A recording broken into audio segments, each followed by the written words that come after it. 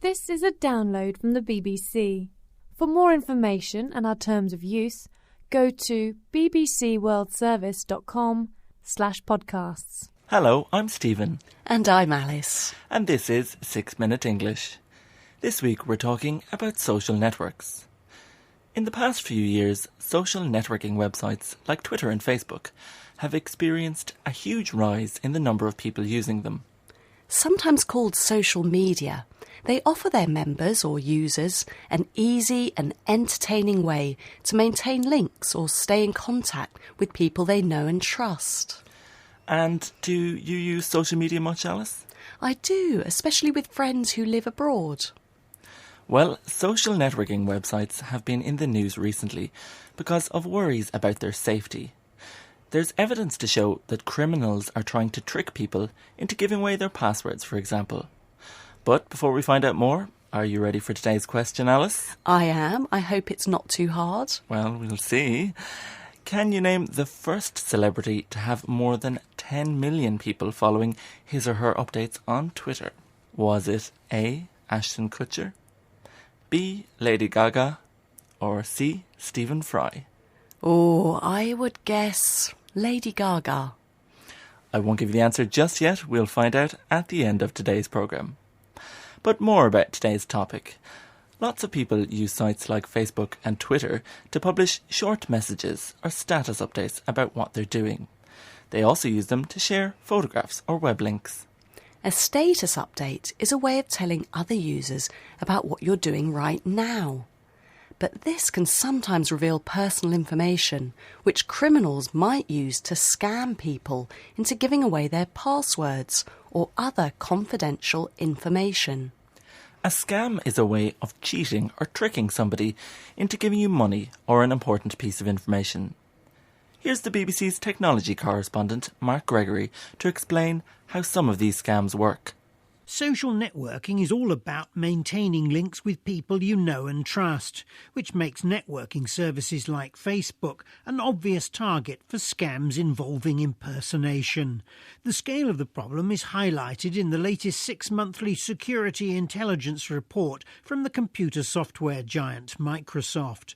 Drawing on information from 600 million computer systems around the world, the report says social networking provides a lucrative hotbed of opportunities for fraudsters. So Mark Gregory explains that sites including Facebook are obvious targets. With information from 600 million computers, experts say social networks provide a lucrative hotbed of opportunities for fraudsters. A lucrative hotbed. It could be very profitable or beneficial for criminals trying to access people's personal information. Fraud is the name given to the criminal act of cheating somebody for money. And a fraudster is somebody who commits fraud. Now, let's find out about one particular form of online fraud.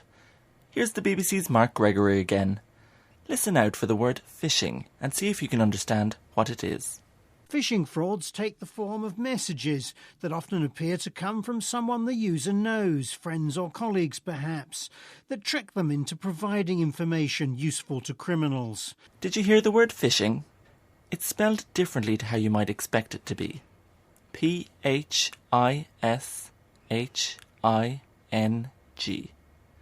Phishing is where you get an email or message that you think was sent by somebody you know. But appearances can be deceiving. Deceiving. It isn't what it appears to be. Phishing emails fish for information about people. That's why the word sounds like fish, the creatures in the sea. They might appear as an email from somebody you already know, or pretend to be from a trusted website or company.